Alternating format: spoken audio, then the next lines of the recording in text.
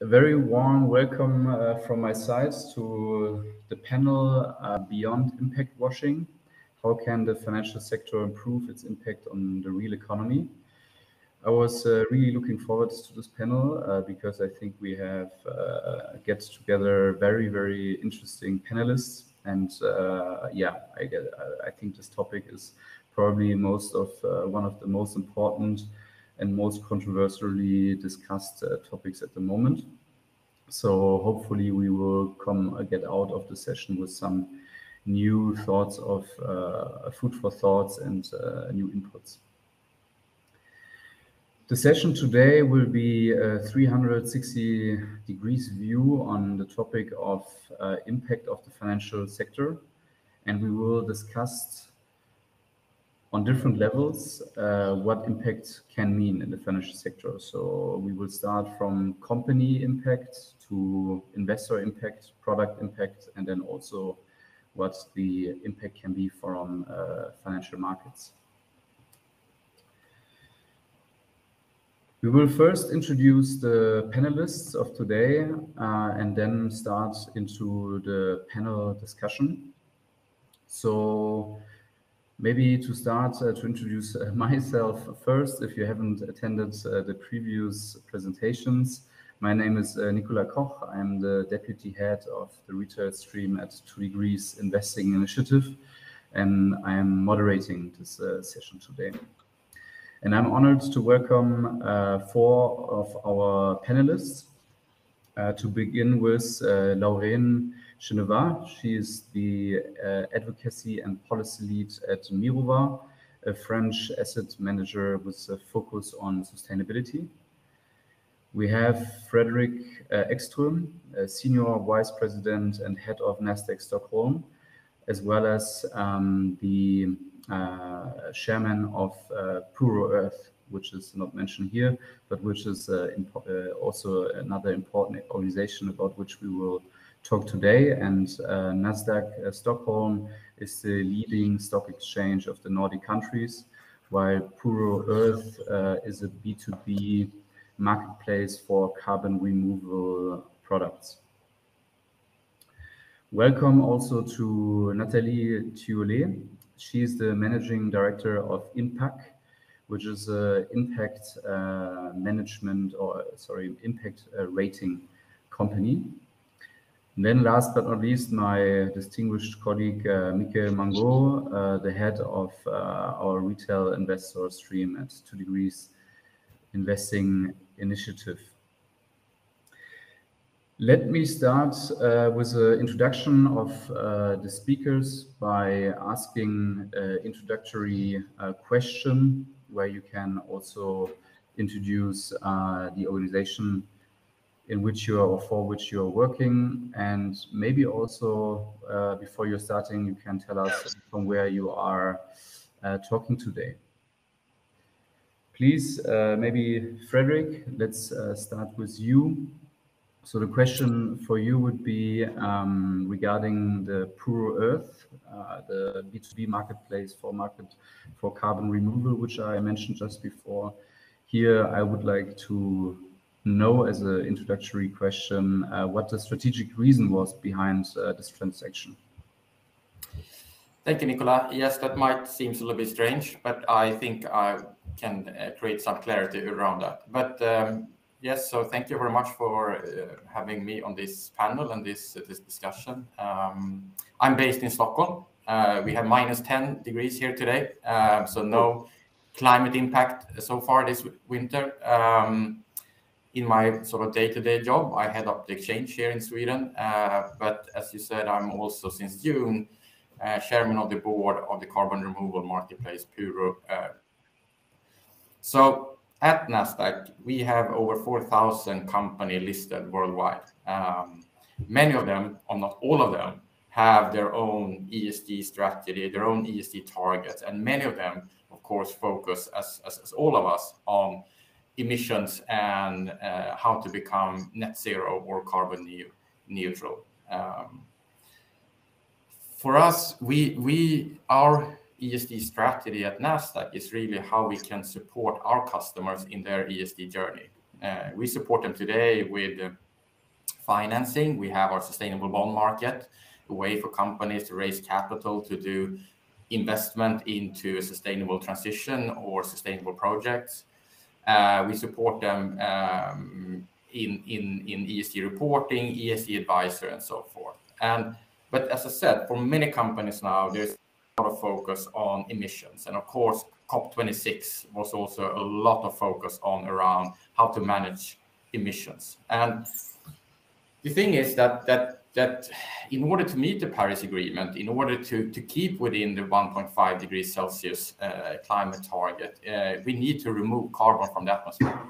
Of course, the most imminent, the most important now is that all stakeholders reduce emissions. We need to reduce emissions from current levels. But the emissions that we can't reduce, we need to remove. And here I would like to sort of make a distinguish also between sort of traditional carbon offsets, sort of avoidance, and these new technologies, which is removals. And 𝗵𝗺.Earth is a marketplace for engineered or industrial carbon removals. And what intrigued us with 𝗵𝗺 was really that they saw a problem in the market. You had these innovative technologies, you had the corporates on one side with a large demand for managing their emissions, but there were no really business model here to support allocation of capital into the suppliers of engineered carbon removal so they can scale up. And so what 𝗵𝗺 did is that they created a marketplace where suppliers and corporates could meet, and where 𝗵𝗺 could support with allocation of capital into these innovative technologies and help them scale up. From a Nasdaq perspective, this was, of course, sort of exactly what we do. We build markets, and we try to support our sort of financial industry, our corporates, by creating efficient market. And as I said, the core of our strategy is really to support our clients. And now with the addition of 𝗵𝗺 and a carbon removal marketplace, we can add that solution to our corporates and help them achieve their own ESG targets. For us, 𝗵𝗺 will be a cornerstone in how we intend to help our corporate clients in meeting their ESG target. And as I said, the most important now is, of course, that all stakeholders reduce their emissions. But in order to really achieve true net zero, we also need to remove carbon from the atmosphere. And 𝗵𝗺 offer these carbon removals that are measured and verified in the marketplace that we together hope can scale up to make more impact for the society, but also to help our corporates. So with that, I hope I rather shortly at least, 𝗵𝗺 fits into the overall Nasdaq family.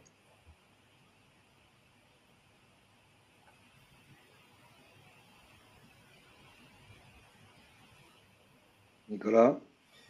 Yes. Okay, thanks. Yeah, I just turned off my camera. Don't worry, just to save a little bit bandwidth. Thank you, Fredrik, for this explanation. Of course, we will get a little bit more in depth into 𝗵𝗺 and also the role of Nasdaq later. But for now, let's continue with Laurène from Mirova. And Mirova's mission is to contribute to a more sustainable and inclusive economy. So, Laurène, I would be interested how Mirova tries to achieve it. And maybe also for you, before you start, maybe you can tell us from where you are today joining us. Thank you, Nicola. Can you hear me well? Yes. Yeah, perfectly. Okay. Great. Well, thank you for inviting me on the panel. Impact is a very much debated issue, so happy to try to bring our Mirova contribution to the debate.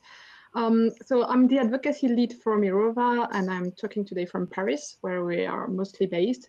We're also based in Boston and in the UK and in a few other locations, but mainly in Paris. So an advocacy lead is not exactly a usual position for an asset manager. It means that I'm here to support the development of sustainable finance in regulations and market frameworks. But this also reflects, as you briefly mentioned, the commitment that we have taken to sustainable investment.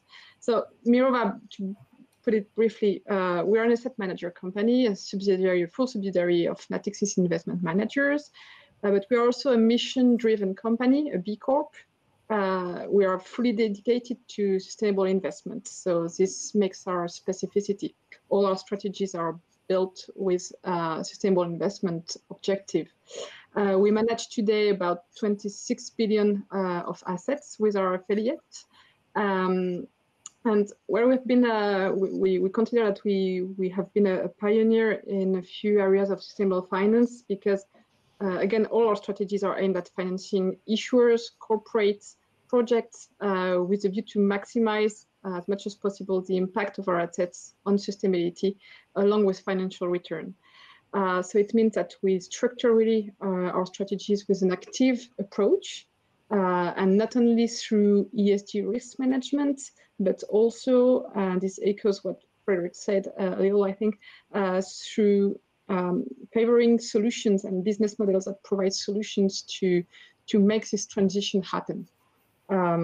We have the specificity to operate mainly on listed markets, so listed equity, green bonds, etc., but also on unlisted markets with sustainable infrastructures, natural capital, private equity, more recently, also solidarity-based investments, and so on and so forth.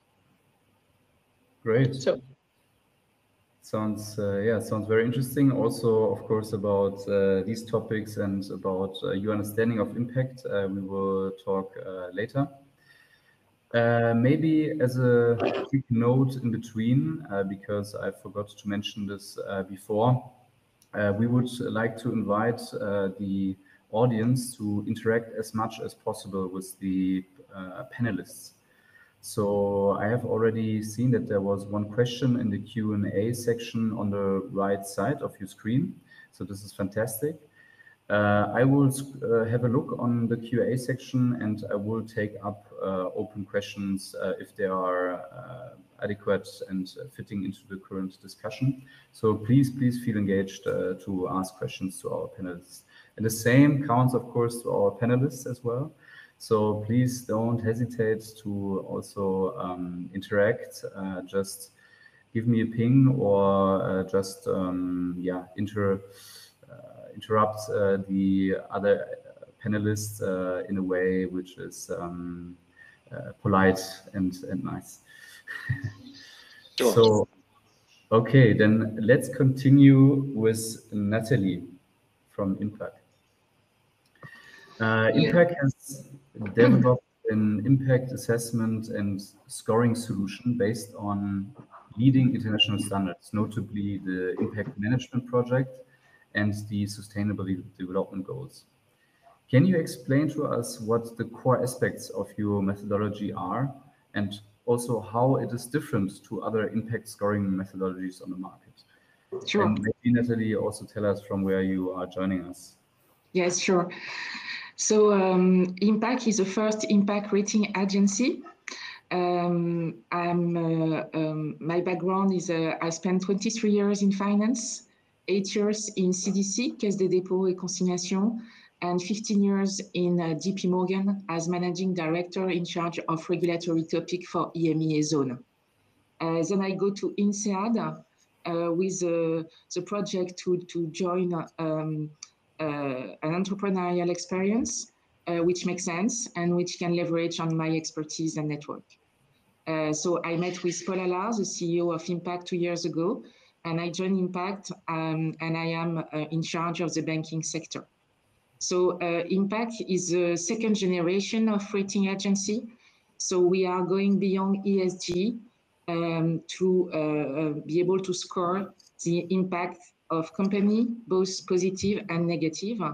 So what we are doing is that we are providing an holistic view of both positive and negative impact versus the negative impact risk mitigation that traditional ESG rating agency provide.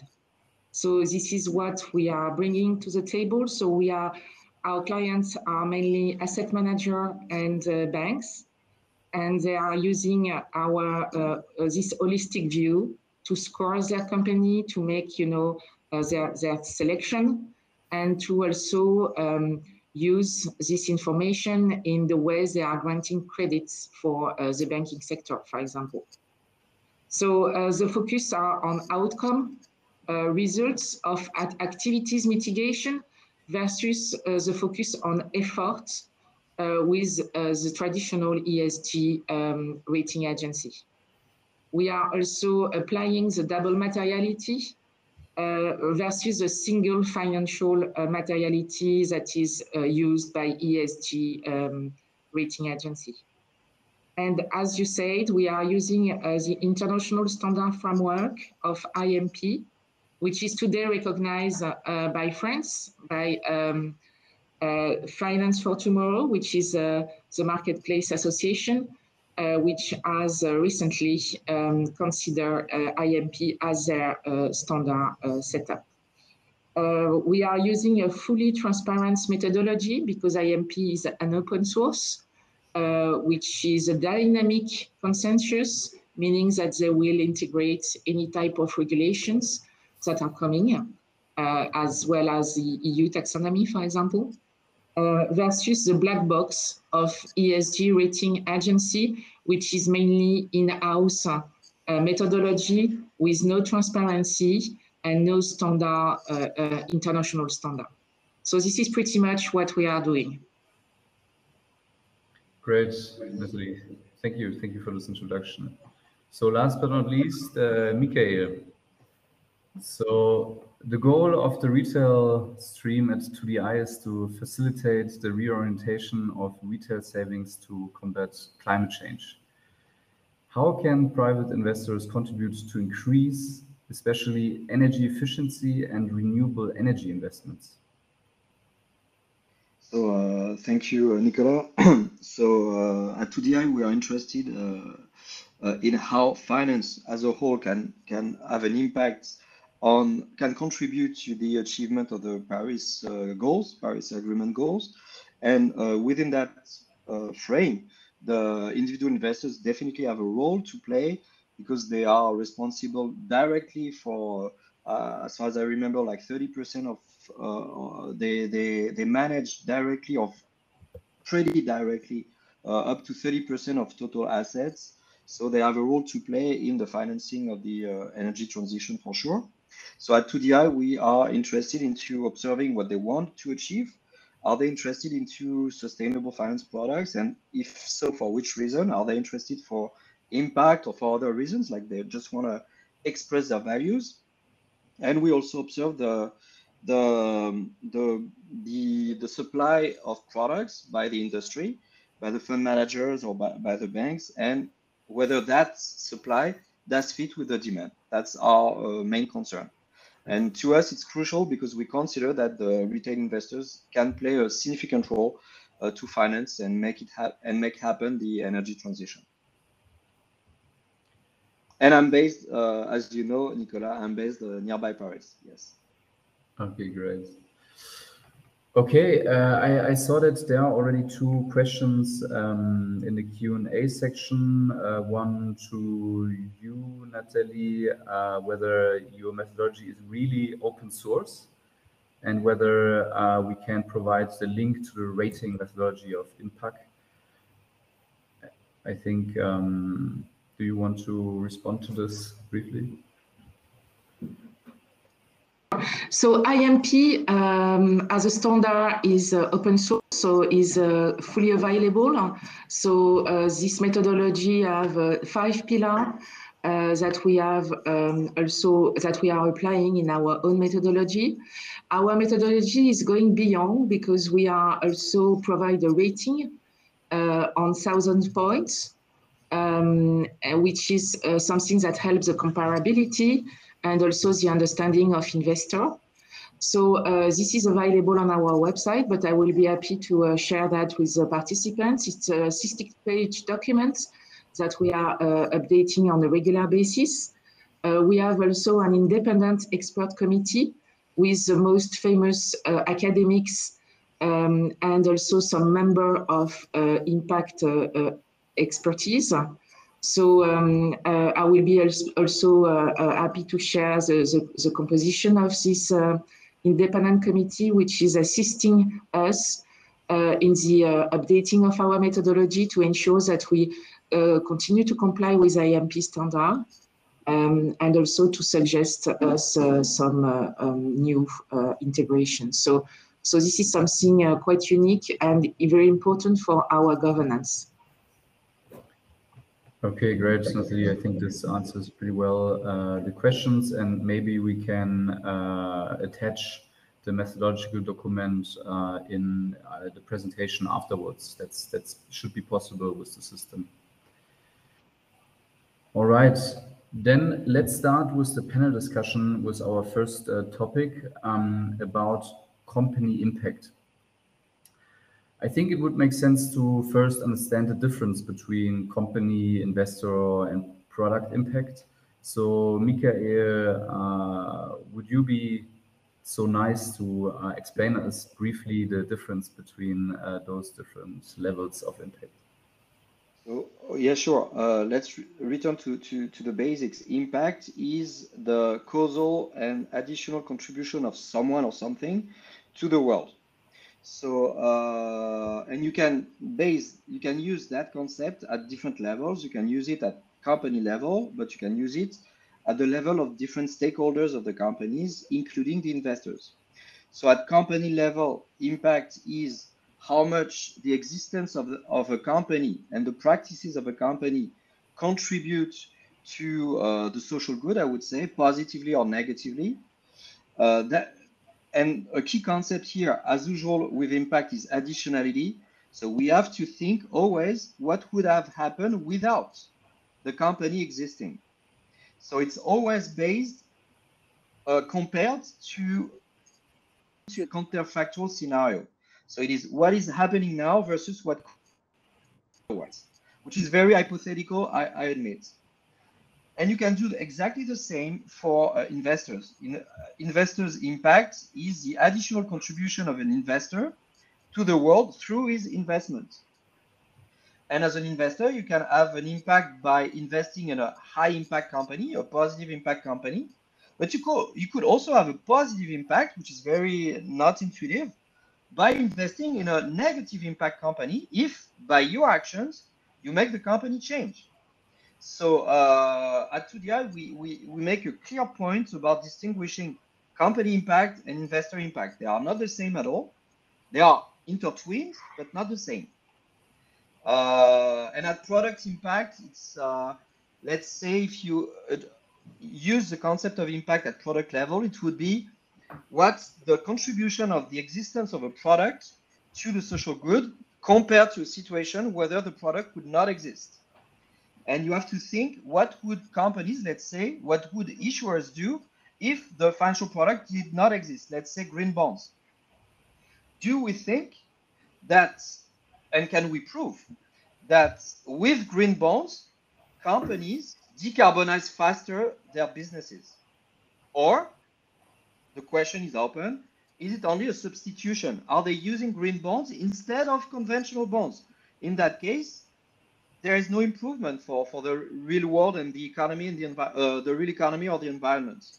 So the key question at all levels is addition versus substitution.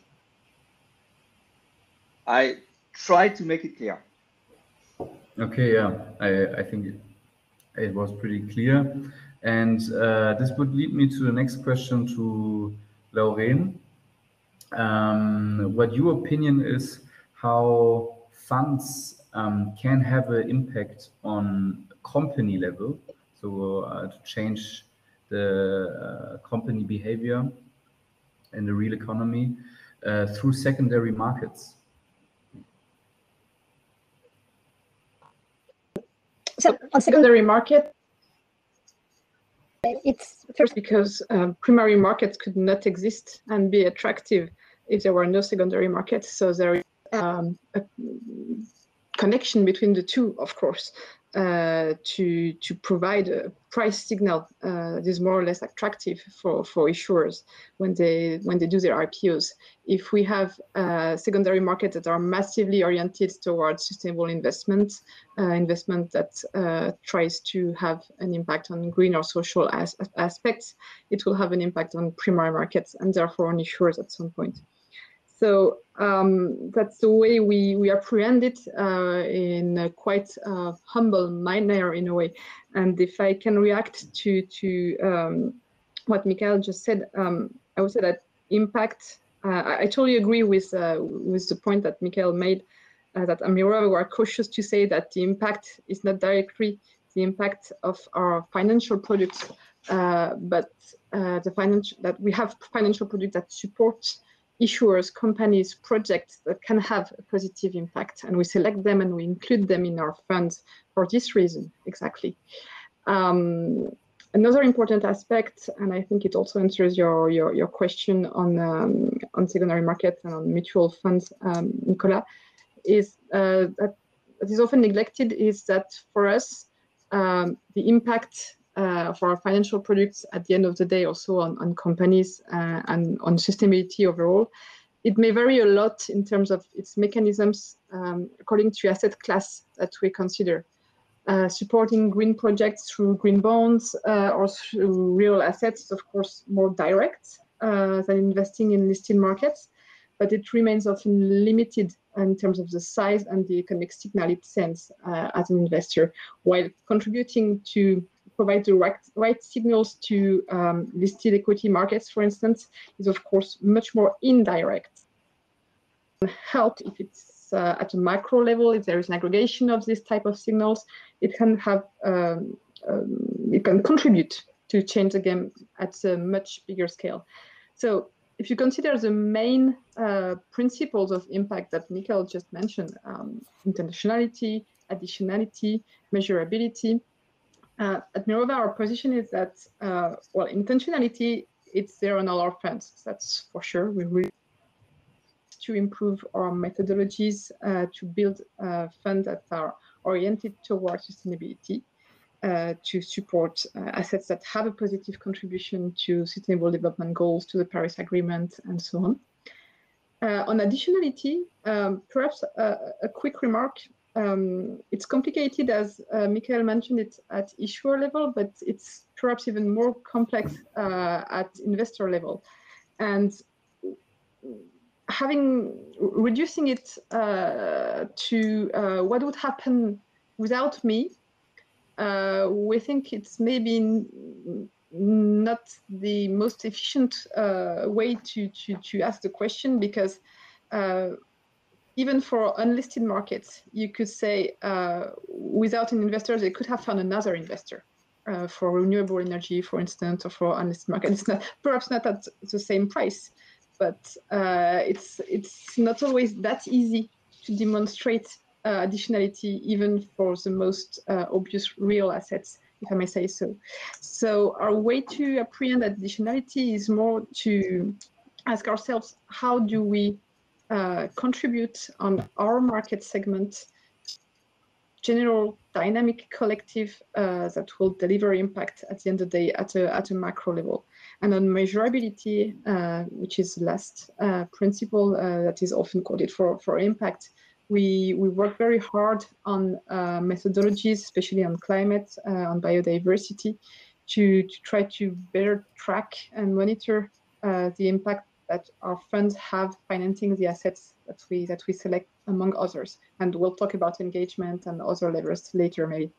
So it was a bit long, but I think I've gathered two questions in one. Yes, thank you. No, but it was pretty clear. Before, I think now I would really like to go to Nathalie and ask a question how she's approaching company impact assessment. But before I'm doing this, I would like to address a question in the Q&A section, which is addressed to Mickaël. So this question is from 𝗲𝗵𝗲𝗹, and it's about, I will just read it out loud. So really agree with you about green bonds not driving real changes in the economy. Do we need to start talking about premiums for real impact bonds? Question mark. I didn't say I'm fully sure green bonds do not contribute to additional funding. I cannot be sure, and I'm sure it will come at some moment during the discussion, but as Laurène said, we cannot measure investor impact very easily, like it's even impossible. So, because we need a planet A, which is the one we are living, and a planet B on which we can do an experiment. But there is no planet B, so we cannot do the experiment. So we cannot measure impact straightforwardly, which is clear. So we have to come with direct pieces of evidence, like a puzzle, to try to make sense whether some structure, like green bonds, does have an impact. So we need to think whether it actions impact mechanisms first. So like the way the product is structured, could it lead to an impact first? And second, we need to have evidence showing whether the companies that issue green bonds do decarbonize faster. And we do have research on that, actually, which is the good news, because that's the only green financial product that does have some research focusing on this issue. So, and the evidence are more, and they are very recent evidence, academic research. And they point to the fact that the issuers of green bonds do decarbonize faster, which seems a good news for green bond issuers and for the promoters of green bond funds, for instance. But if we think about it, we cannot distinguish between, let's say, impact and signaling, only signaling, like perhaps, but we cannot be sure, without the existence of green bonds, the same companies will have decarbons at the same pace because they are run by managers that are focused on the energy transition. So we cannot be sure. So I cannot conclude. That's the problem. I cannot conclude with 100% clarity. But to me, and I would differ from Laurène about this, additionality is much clearer in primary markets, especially for some segments that do have some problems to get investors, like SMEs or households that want just to change some devices in their homes. There are problems to get financing. So the substitution by other investors is much more probable for large companies using listed securities than for SMEs getting a funder through crowdfunding, for instance. For them to have all funders is much lower. So I think the funding through those channels is, in terms of impact likelihood, more probable. So I would love to have a clear view on which bonds do have an impact and publish them on a list so that the investors could invest in there and offering, let's say, a lower coupon. But I can't go with that list, unfortunately. Okay, thanks. So then I would have a question to Nathalie regarding company impact, since you are a specialist in the measurement. So you already introduced a little bit the methodology from Impak, but in general, I would be interested in the question of what the main challenges and difficulties are in the assessment of corporate impact. Yes, sure. Before that, I just want to add that we are as well a B Corp, that we have presence in both the US and Europe. So in Europe, our main office is in Paris, and for the US, our main office is in Montreal, Canada. So just to come back on what Mickaël mentioned about green bonds, I would like to add that we have refused to be second-party opinion for green bonds because we consider that this is a conflicting position because you are hired by the corporates to which you are supposed to grant a sort of guarantee for investor that the bonds that is setting is a green bonds. So we are third party opinion, meaning that we are trying to avoid this greenwashing by selecting for investor bonds that are not that are compliant, that are fully engaged in improving SDGs. So I think this is an important point, especially with the topic that we have today about greenwashing. And today, our client considers that the green bonds market is full of greenwashing, and this is pretty much the reason why we have adopted this position of third-party opinion. Regarding the challenge we are facing when rating corporates, the main challenge is certainly the data, because as you know, the data is not fully available. Today, we can estimate as 10% the data that we are not able to get from the issuer. So what we are doing is that we are using those data to do an analysis, which take a lot of time and expertise, where we are using standard setter, sectorial standard setter like SASB, 𝗲𝗺𝗃, TCFD, to contextualize the data and to avoid the greenwashing, which is also in the disclosure, where corporates are sometimes over-disclose positive impacts, for example. So this is what we provide our client with, is a completely analyzed and contextualized data. We are confident that with the progress we are making on the regulatory space with CSRD, we will have a more qualitative data in the coming months. So we are quite confident. We consider today that the corporate sets in Europe are more transparent due to the regulatory constraints, where we are seeing in the US, for example, not the same level of transparency. This is why today our universe is very concentrated on Europe corporates, which is also where our clients are looking to invest. The second challenge we are facing is certainly the lack of training of professionals, both in banks and asset management company, about impact.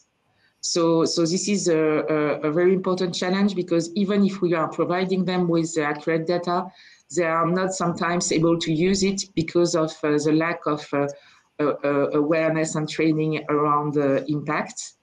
So we are trying to make some partnership with Impak Frontier, which is a subsidiary of EMP, which is dedicated to provide toolbox and trainings for professionals. So this is something we are in discussion with, for example, Finance for Tomorrow, to provide this training expertise to asset manager. All right, Nathalie, thank you. There's a question for you also in the chat. I will just read it out.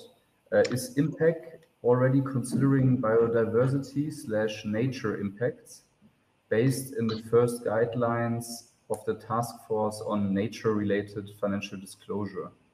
Sure.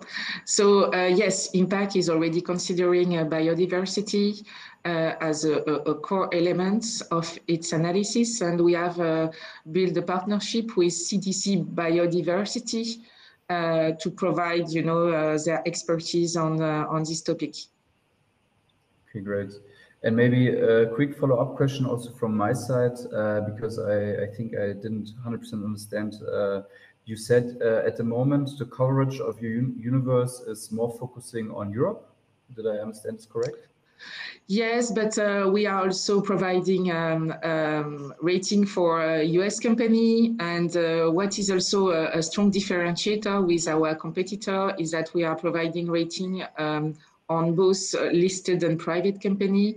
For listed company, we are using the publicly available information with the appropriate analysis that I have described already. And for private company, we have built what we name a smart questionnaire that allow us to gather the information from the issuer. We are working with Franklin Templeton in the US, which is one of the main asset manager in the private equity sector. And we have a partnership with them to build an impact fund. And in this context, we are using the smart questionnaire. Nicola, can I ask a question to Nathalie? Yes, sure.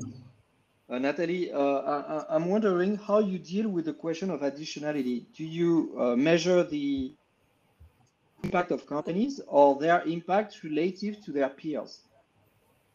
No, we are measuring the absolute impact of company to allow comparability. We are using the double materiality. And what we are doing is that we are going to the results of the impact, considering the vulnerability of the targeted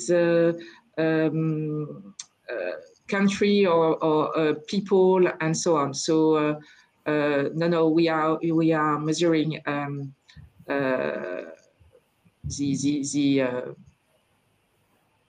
I would say the most pure impact, if I may. Outcome, not yes, impact. Outcome, exactly.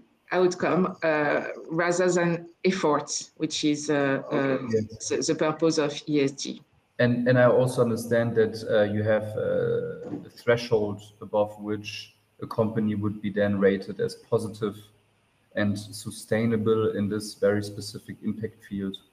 Yes, and we are using more than 1,500 data points to do this. Okay. Thank you, Nathalie. We will also get back to impact soon, but I would like to address now a next question to Fredrik. Also still in the field of corporate impact, since Nasdaq is a stock exchange, being involved a lot with companies. The question would be here, how the stock exchange could help listed companies to have a better impact. If we talk about green bonds, if we talk also now about this challenge of measuring impact, one could envision, for instance, that Nasdaq is, let's say, having an index of companies with a clear positive impact performance, or Nasdaq would do a pre-analysis of certain bond products to distinguish between bonds with maybe less impact likelihood to those with higher impact potential. What is your opinion on this? So to start with, I mean, I do believe that exchanges can play a role, and we should play a role. We are in between the corporates, the companies, and the investor community. And I think before I address some of your specific questions, some of the comments earlier in the panel, I mean, probably the most important part that we can do is to create transparency. The market does. We need to create transparency, and that is, in my view, the biggest effort in trying to avoid any type of greenwashing. The second is we can drive education. For example, we in the Nordics introduced a mandatory ESG education for all listed companies last year, to help them sort of understand a little bit what's coming in terms of regulation, taxonomy, CSRD, that they need to start to prepare. Also what's coming in terms of requirements from investors around transparency and disclosure. So we can support education, we can support transparency, and then of course we can support through different ways of capital allocation and data. And when it comes to green bonds, just some examples in terms of when 2020 looked at sort of the issued green bonds in our market in Sweden. We could look at the impact reporting and the investment done in different green projects that actually led to a decarbonization that was equal to the emissions of the city of Stockholm for the full year of 2020. Okay, was that an additionality? Would that have happened anyway? I don't have the answer to that, but I think the result, nevertheless, is quite important. In fact, that something happened. We moved from one point to another, and that point was actually better. I also think, coming back to transparency and your question, what we created in 2019 was a global platform for a sustainable bond.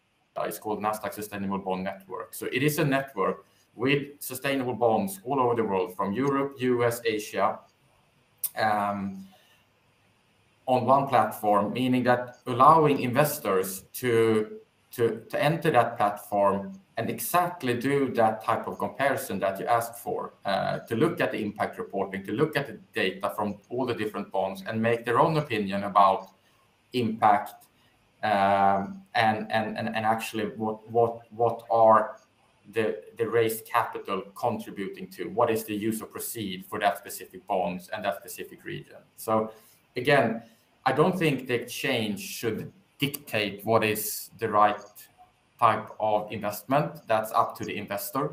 But we need to create transparency, we need to create information, we need to create reliable data.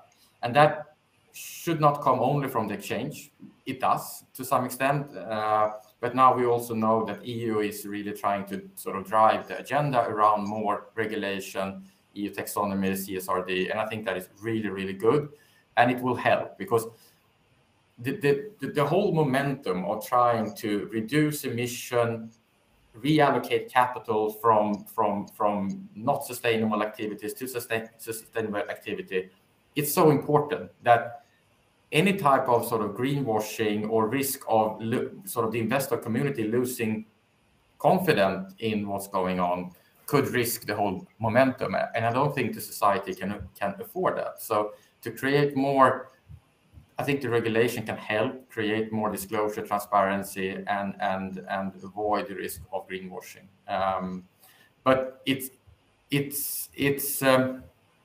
I would say it's not a black and white area. We also need to support, for example, brown companies that needs to do a transition in becoming more sustainable. If we only focus on green companies continuing to be green, we will lose out and we will never reach the target we have around our sort of climate targets and sort of the Paris Agreement. So we need to get everybody along with us on this journey, and that will require, I would say, partnership across regulation, exchanges, investors, creators, all of the included here.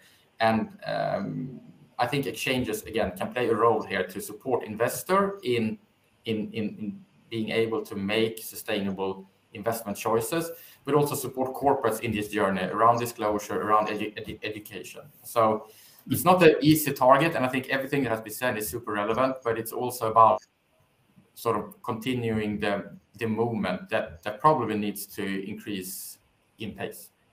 Mm-hmm. Mm-hmm. Nicola, right. Can I ask a question to Fredrik? Sure, yeah. Mickaël? Fredrik, as I said in my presentation of market developments like 1 hour ago, the London Stock Exchange introduced a segment for transition bonds. It was in March 2021, this year. And do you plan to open a segment at the Nasdaq Stockholm for transition bonds especially? Well, I don't usually disclose our plans in oh, yes. So, but there are a couple of things. First of all, now the green bond has been sort of the structure around it has been these green bond principle, the global green bond principles. Now that is being included in the taxonomy, so we'll have I would say a real green bond principles, and it's really important that we make sure that the bonds issue follow the new principles. And in that it could be so, because a super important part of the taxonomy that it also cater for transitional business, transitional activities. And that could very much lead to exactly what you said, sort of a transitional bond segment and a green bond segment. We also launched sort of a green equity designation earlier this year, which is like a green stamp on companies. And there we also did it in these two layers, like a green stamp, meaning green companies continuing to invest in green activities, but also a transitional companies that are on that journey. So I think it's just important again towards investor community that we are clear what we're offering. But I wouldn't be surprised if we end up there, but maybe I'll stop there. Okay. Thank you, Fredrik. All right. Then before we will move to our next topic of product impact, maybe let's take up a question from the audience. It's a pretty broad question, so let's try to be still brief, although I think it might be difficult, but it's also maybe a nice way to close this section on company impact. So the question would be to the whole panel: how would you evaluate the EU taxonomy regulation as a whole, and especially the EU green bond standard, in terms of fostering investor impact? Maybe I can just quickly, I think the taxonomy is important, but it's going to take a long time. And that's my worry around that, because it can help avoid greenwashing, and greenwashing is a risk towards the credibility of this movement. When it comes to EU green bond standard, I think that is already being implemented and should be implemented fast and be used as the new framework for issuing green bonds. Any other opinions? Yeah, I agree that the green bond standards are less loose than the green bond principles. So at UDI, we are happy for such a more strict standard. All right. It's a positive development, clearly. Okay. Laurène, I think you moved. I don't know whether it was a sign of... Oh, you're muted. I think you're muted.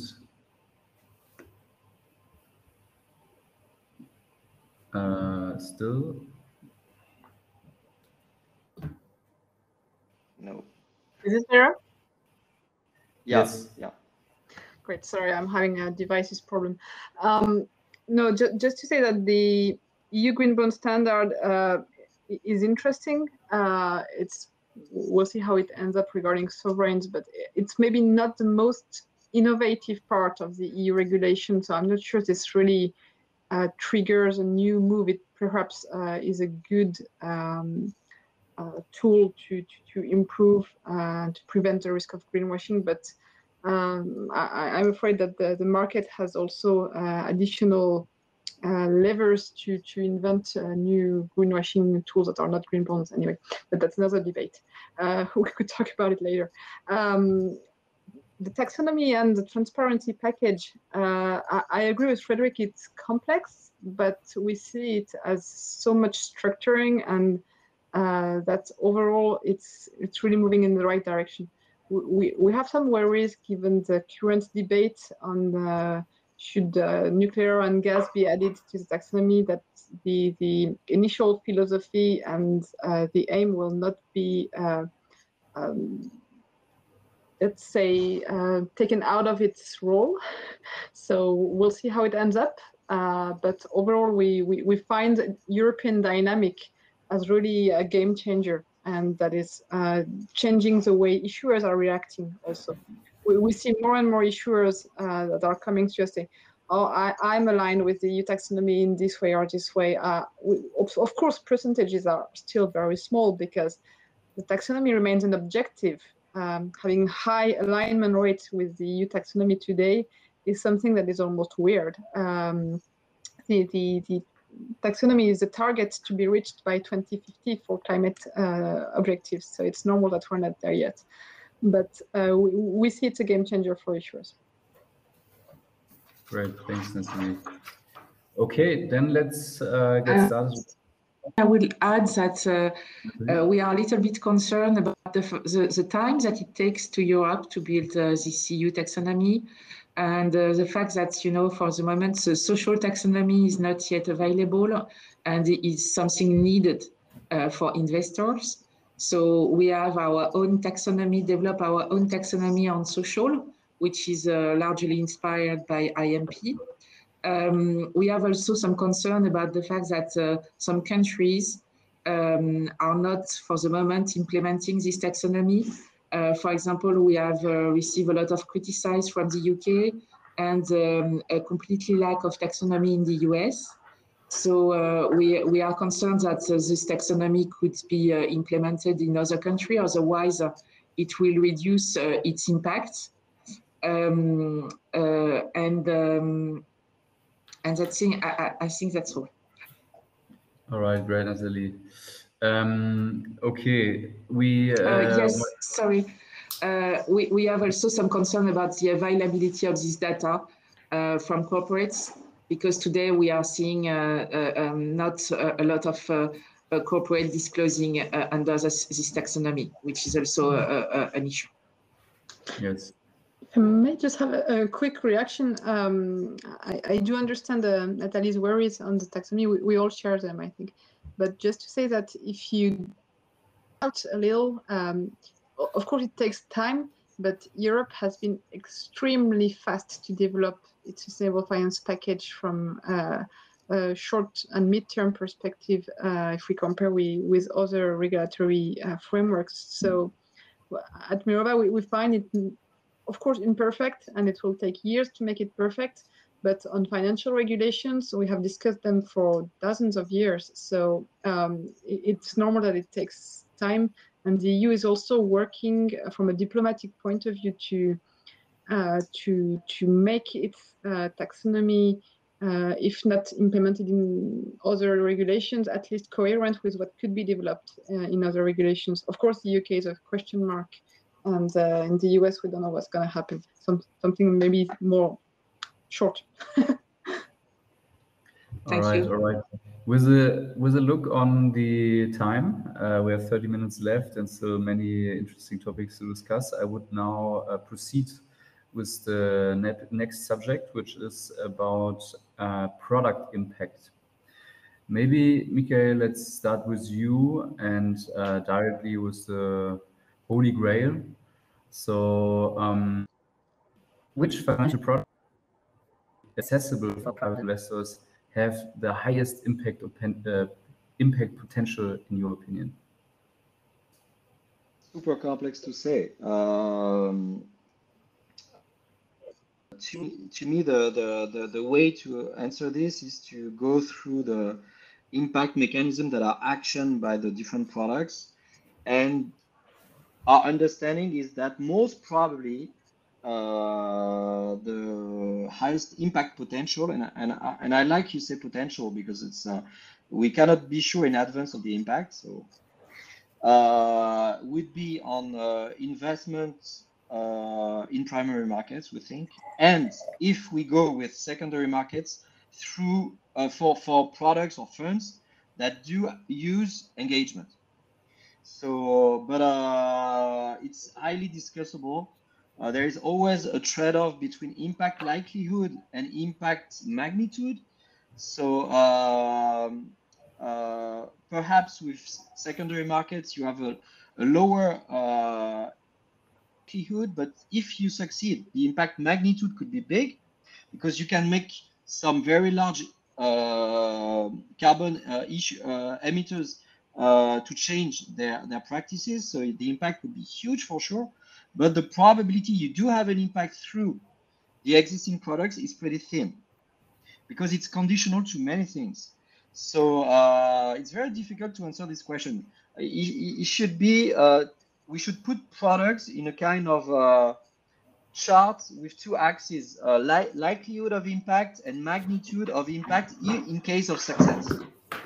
And you will rate the products very differently across those two dimensions. So if my conclusion would be, if you want to have a clear impact, just go and finance a small company that will have very high difficulties to get financing otherwise. And if you want to maximize your impact magnitude, go with large equity funds doing some engagement. And in case of the success of the engagement campaign, you will have a big impact for sure. We have a little bit of background noise. I think Fredrik comes from your side. Maybe. Yes. Sorry. It's going to be silent now. Okay. No problem.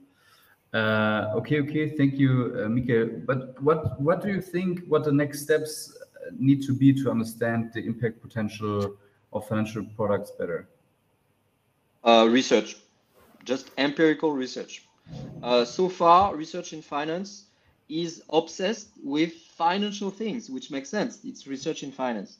So research in finance focus on the impact of sustainable strategies on either the returns for investors or the cost of capital for the issuers, but not on the real life effects like carbon emissions.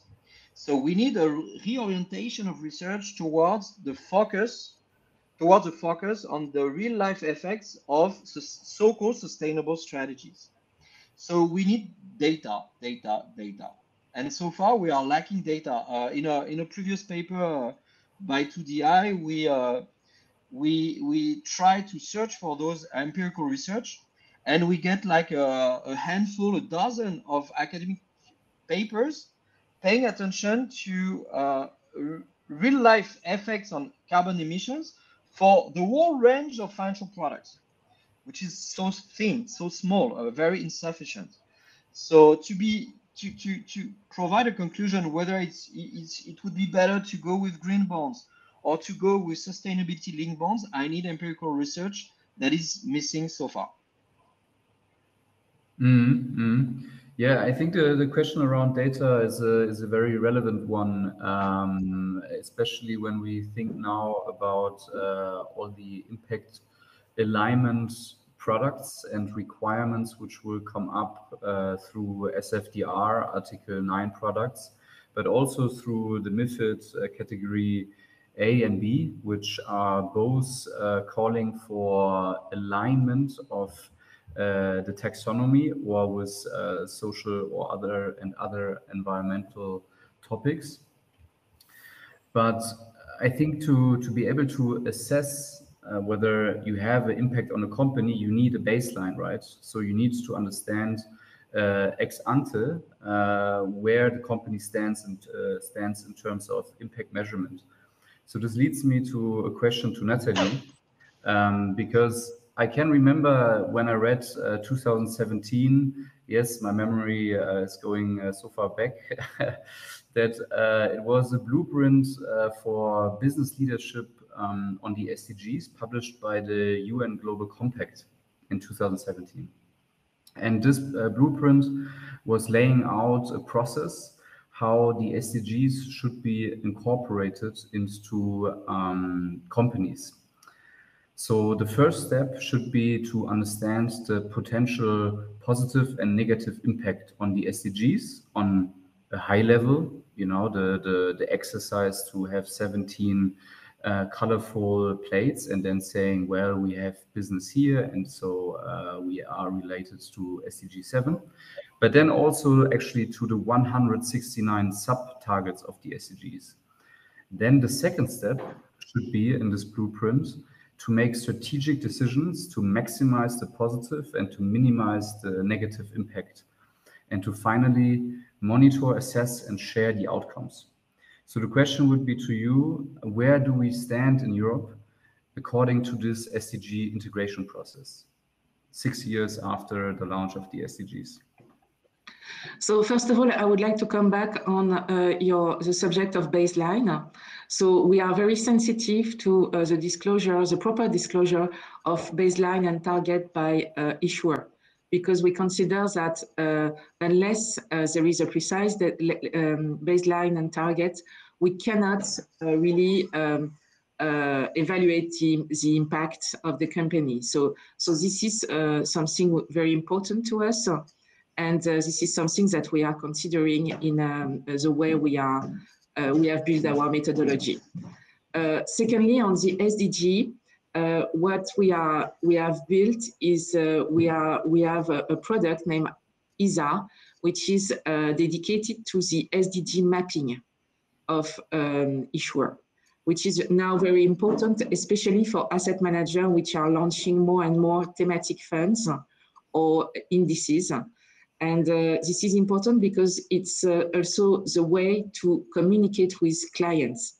For clients, all that related to sustainability is quite abstract in terms of concept. And the fact that we are using SDG means that we are able to discuss about what they consider as the most important for them in terms of investments and to have a thematic approach. So SDG is certainly the international framework, which is the most important, either to communicate with investor or to assess the real impact. So what we are seeing is that SDG is today the most common language even for issuers. So today they are much more sensitive to SDG and they are disclosing data in accordance with the SDG. But to be able to build a rating, the SDG mapping is not enough. It's a good framework, but we know we need to go beyond. As you mentioned, there is more than 100 targets behind the SDG. So we need to address all of them and to be very transparent and very granular in the way it is followed by the issuer. So today what we are seeing is that there is an improvement on the way issuers are disclosing further to the SDG. There is a real need of transparency around that because of the issuer, because of the investor, and all of that is progressing quite well in Europe. All right. So progressing quite well. This means that we are currently at the stage where you, for instance, at least for listed equities, have enough information on their SDG alignment. Is this? Can you give like maybe approximately like 10% of this market is already progressing good on this topic? Yes, it's progressing good, but as you mentioned, what makes it more difficult is to assess the progression between the baseline and the targets. So this is where there is some improvement needed. Okay, great. Okay, then, yeah, let's move on. I have a question to Laurène. Regarding your opinion also to what Mickaël said regarding, well, on the one hand, the complexity between the impact mechanisms a financial product can have. But I think from 𝗲𝗏𝘃 side, it's more easier to have this position to just conclude with that we need more research. I think from an asset manager perspective, it's more difficult because you need to take action today. You need to make decisions today. You need to market products today. So what impact mechanisms do you favor, and which mechanism do you consider as most impactful, or with the highest likelihood to have an impact, in which you can integrate into your products today? Well, thank you, Nicola. It's a very interesting question and not the easiest one, indeed. Well, I wouldn't say that we have an internal hierarchy of impact mechanisms and levers. As Mickaël rightly said, there is first engagement, voting. This is what we do, especially on our listed activities. That is perhaps the lever that is the most consensual. But for Nat, it's not a silver bullet either, because we consider ourselves as one stakeholder among others. We are shareholders, but we do not have only shareholders, and it would be a bit presumptuous to say that shareholders alone have the power to totally drive and change the company. We have our voice, we have our word to say, of course, and we're saying we have a very active engagement activity. We have a voting policy that is sometimes considered as extremely advanced or sometimes too advanced by some issuers. So we're active on this side, but we are humble too to say that it's indeed not easy to measure the results of such activities. But we keep using them. Capital allocation is of course the other lever, and we use it actively. We don't think that there is an opposition between listed and non-listed, but as Mickaël rightly said, I like this distinction between likelihood and magnitude. I think indeed you can have a high impact on small companies more easily. You could perhaps have also, for a non-listed word, some technical assistance in some cases. I'm thinking about what we develop in the framework of some of our funds, where we support agriculture and forestry projects. We are very active as an investor to support best practices and so on and so forth. So it can take several forms, but again, the capital allocation is a lever that we think remains absolutely necessary. If we take it the other way around, if we made no choices, it would mean that finance is neutral and has no role to play through capital allocation. And we don't agree with that. We think that investors have a role to play through through capital allocation. So, yeah, no specific lever, but we're trying to use them all. Also, what we try to do is beyond our investment activity to facilitate investors, especially retail investors' choices. You mentioned earlier the MiFID regulation.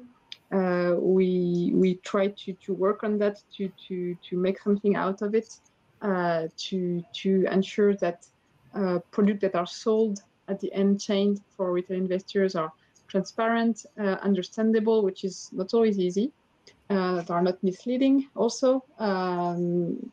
And so we work very hard on what concerns labels and standards. We hope, for instance, you mentioned Article 9 for SFDR. We hope that at some point the level 1 text will be reopened to have a better definition of what are these Article 8 and 9 to ensure that we strengthen the impact relation in Article 9 to ensure that there is no greenwashing on this side, that it can also take into account the specificities of all asset classes, and so on and so forth.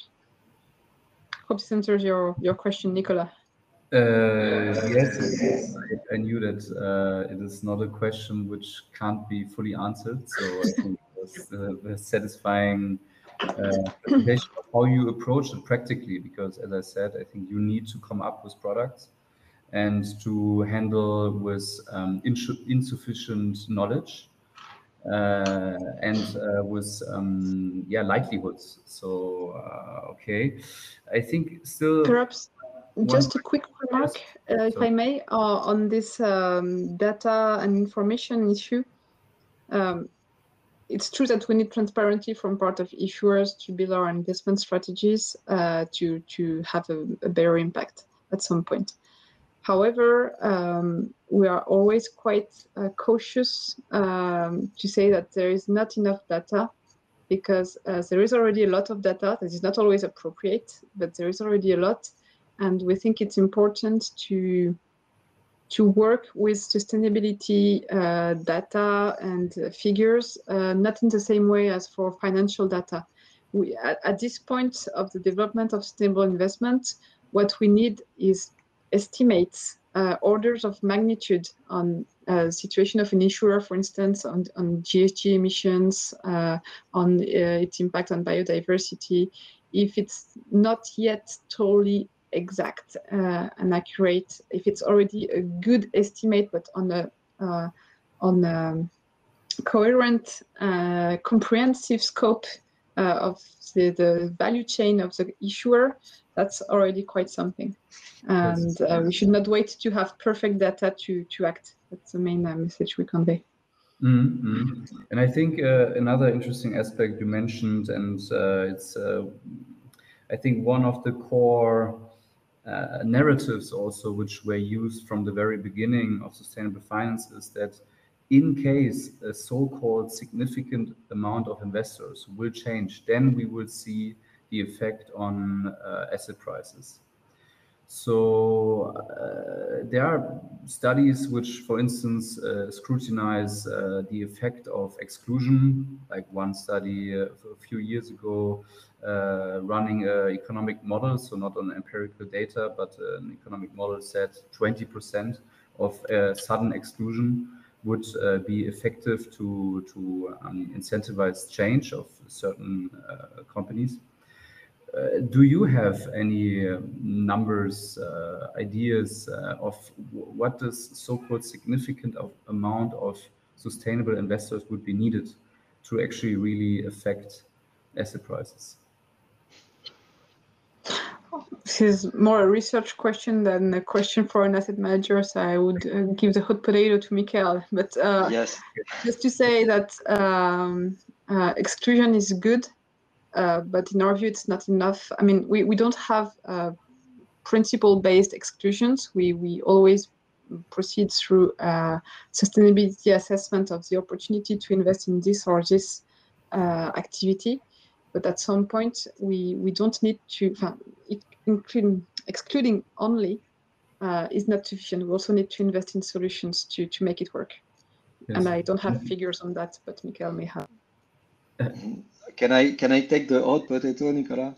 Yes, sure. Yes. You take the. I would try not to burn myself, but we do not have. There are some models, econometric models that say, like, you're right, even lower, like 10% is enough to make a clear impact.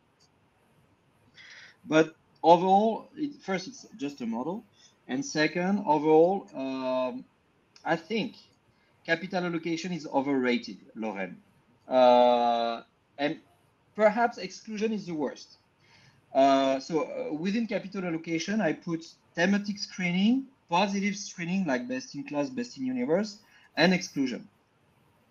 The narrative behind capital allocation is a pretty complex one and needs different steps. Like you make a change in cost of capital, and that makes companies change.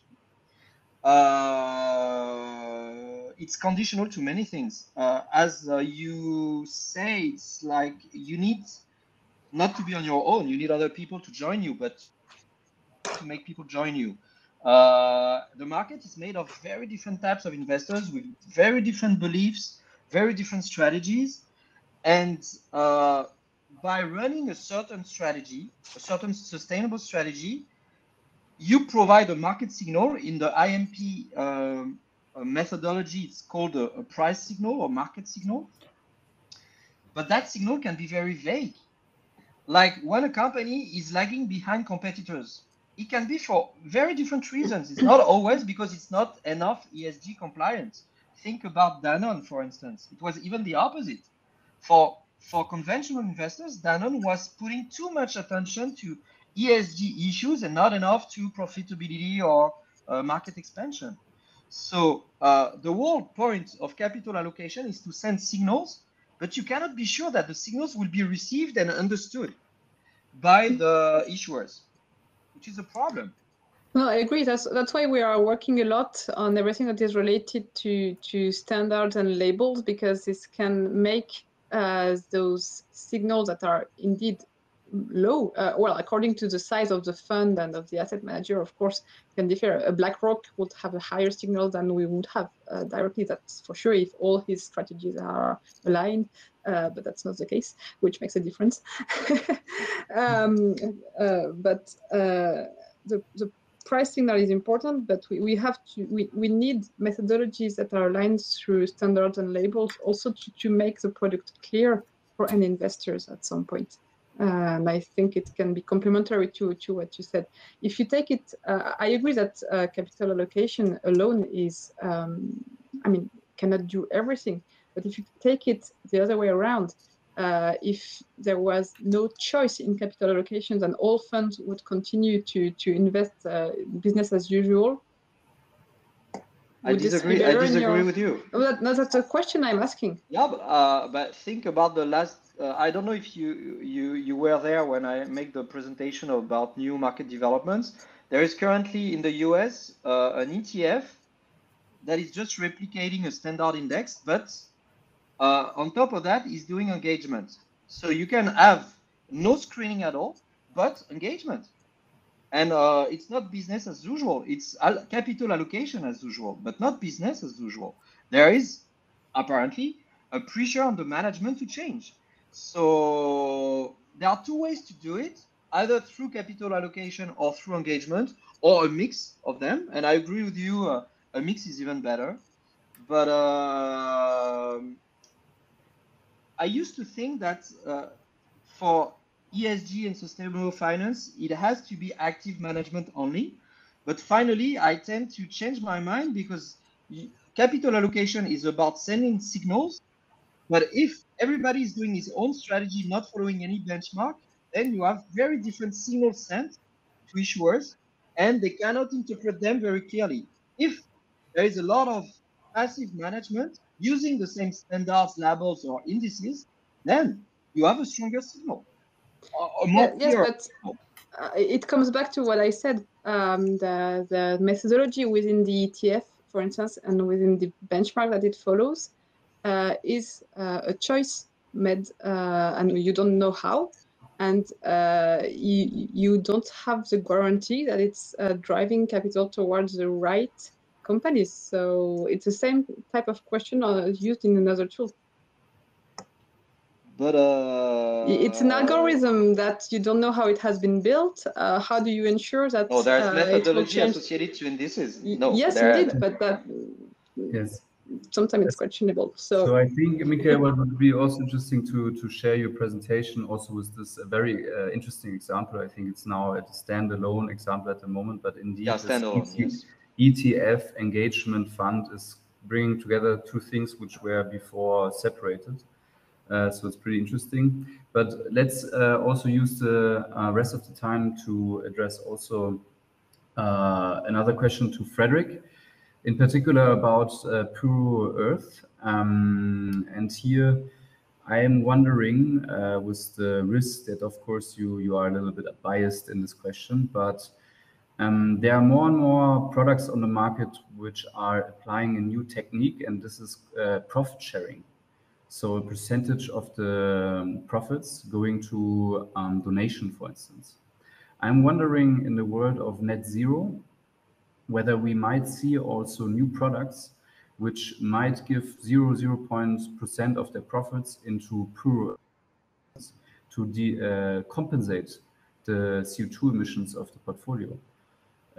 What do you think? What the role 𝗵𝗺𝗃 can play in this net zero world? Yeah, let's agree on that one. No. So like this, in a net zero world, we need to start with reducing emissions. All stakeholders, all operations needs to reduce the emissions that are caused by their own operations. Then there will be emissions that you cannot reduce, and that has to be removed. And again, coming back to it, we need to separate between traditional offset and actually removing carbon dioxide from the atmosphere. The role of 𝗵𝗺𝗃 as a marketplace for engineered industrial carbon removal is really to allow for companies and stakeholders to remove emissions beyond what they can reduce within their own activities. And those emissions that are removed should be verified, measured, and coming back to some of the discussions we have had, there is additionality, there is permanence, but they should really remove from the atmosphere. And I think there are actually here, coming back to another point, is I do think capital allocation means a lot, especially in this segment, because there is, if we are to really reach net zero, if we are really to reduce our own emissions, we need to do a lot of allocation of capital into renewable energy. If we are to remove from the atmosphere of about 40 gigaton today, carbon dioxide, we need new technologies, and we need a lot of investment in some of these technology, biomass, carbon capture storage, direct air carbon capture storage. All of them needs a lot of investment and capital allocation to it. So I think there is clearly a path towards real net zero, but it will require a lot from all stakeholders in reducing emissions, and we need them to actually invest in those technologies that can, on a permanent basis, remove carbon dioxide or CO2 from the atmosphere. And Puro Earth is going to be one of the sort of actor in this space that are really trying to sort of scale up and by that make an impact. Can you give us an order of magnitude of how much greenhouse gas emissions can be compensated until, let's say, 2030 through Puro Earth? Well, I can give an article in Nature Journal from 2019 estimated then what they identified as potential methodologies. Long term would have a potential of 15 gigaton in volumes being withdrawn. I think since that within Puro and within other actors in this market, we have identified some other methodologies that also could add to that. So let's say about 15 to 20 gigaton long term in sort of potential to remove from the atmosphere. So that it's not possible to only remove. We need to reduce emissions also to reach net zero. All right. Great, Fredrik. Yeah, we are running out of time, unfortunately, like 1.5 minutes left. Maybe I want to give a quick summary about what I noted. So regarding impact and what the impact from a financial market can be. Yeah, so from a research perspective, it's still a lot of unclarity. We have identified now several levers or strategies which can be applied to increase the likelihood of a financial product. However, there is no clarity of the final impact. And one thing what is suggested is to navigate through impact by applying impact magnitude in relation to impact likelihood perspective. So this is also agreed by Laurène, who is working on a day-to-day business on this topic. And beside of this, I think there are also other positive news, like that the information on also that European stock exchanges are increasing their ambitions on the topic and also actually getting engaged in very innovative new products. So 10 seconds left. So let me close with a big thank you to the panelists and to the audience. And with the risk that we will stop now, goodbye and see you soon. Thank you. Bye. Thank you. Bye.